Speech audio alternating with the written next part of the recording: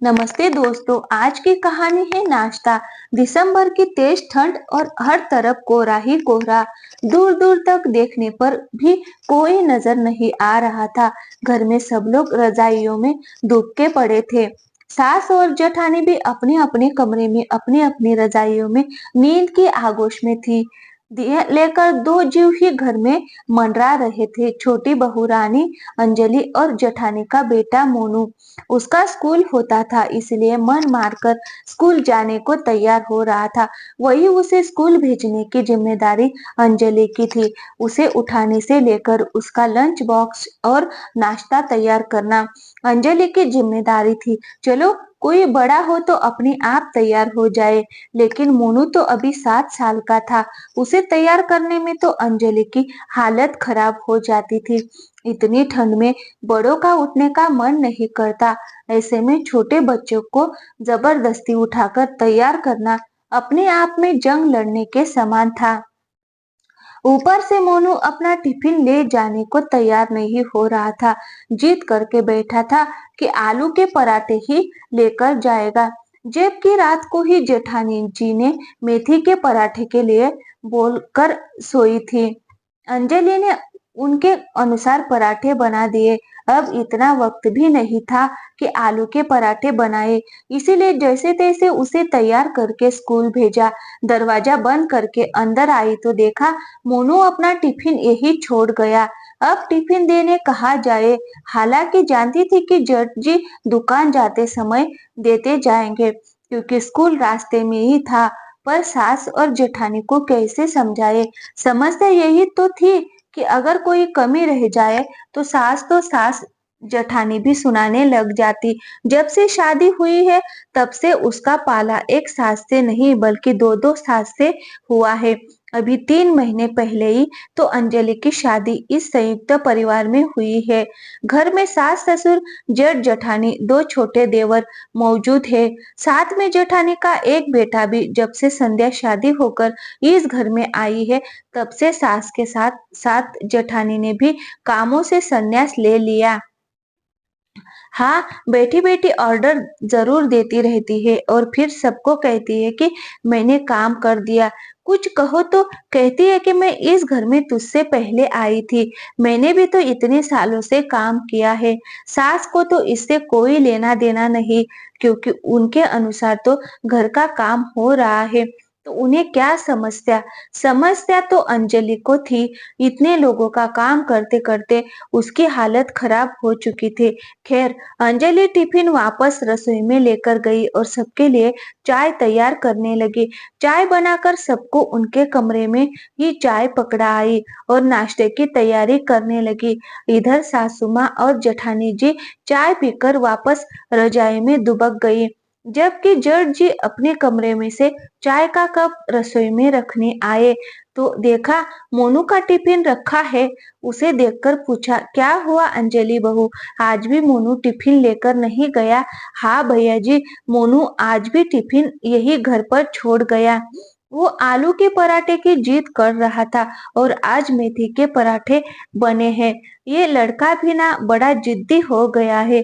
कोई बात नहीं, दुकान जाते समय मैं स्कूल में देता जाऊंगा, कहकर जेठ जी अपने कमरे में चले गए। कुछ देर बाद घर के पुरुष नहा धोकर नाश्ता करने बैठे, तब सासू माँ और जेठानी उठकर बाहर आई।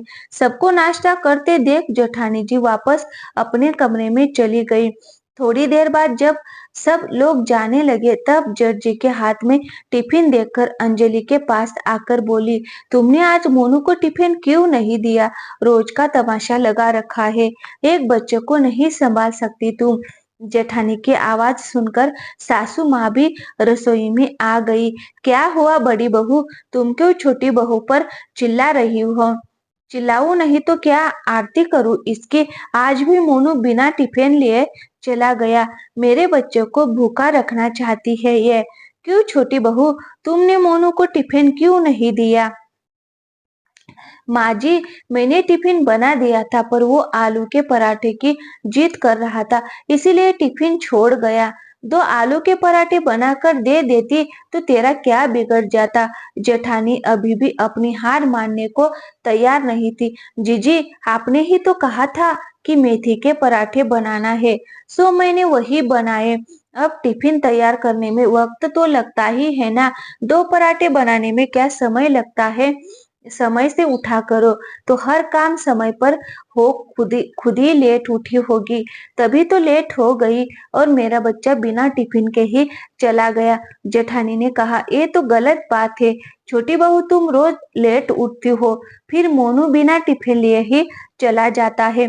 ये तो उसका भाग्य अच्छा है कि उसका स्कूल उसके पापा की दुकान के रास्ते में है, इस कारण से रोज टिफिन स्कूल पहुंच जाता है। इतनी लापरवाही अच्छी नहीं है।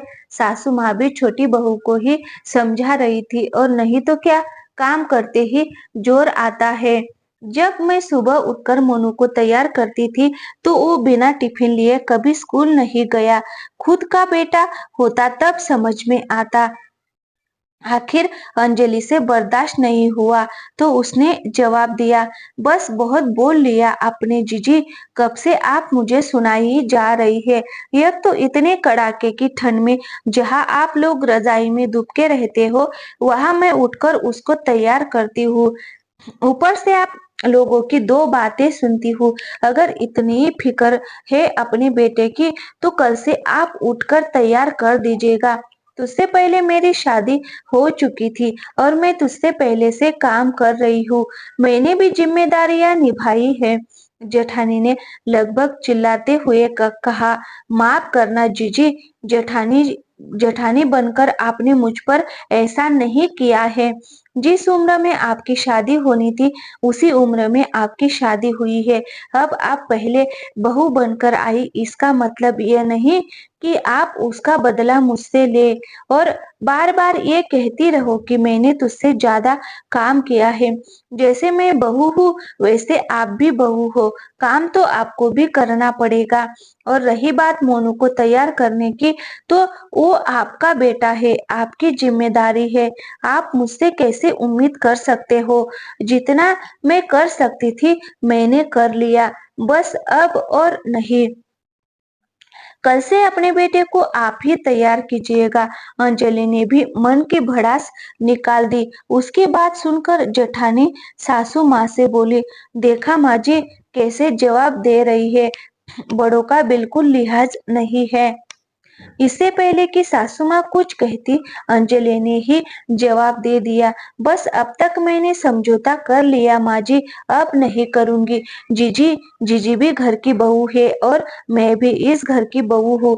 या तो जीजी मिलजुल कर के काम करवाएंगी या फिर आप खुद देख लीजिए। अंजलि का साफ रुख देखते ही सासू माँ से भी कुछ बोलते बोलते ना बना। उन्होंने बड़ी बड़ी बहू बहू से ही कहा, बड़ी बहू, छोटी बहू कुछ गलत नहीं कह रही है, वो भी तुम्हारी तरह घर की बहू है, इसीलिए काम तुम दोनों को ही मिलजुल कर करना पड़ेगा। और हाँ, अपने बच्चों की जिम्मेदारी खुद उठाओ।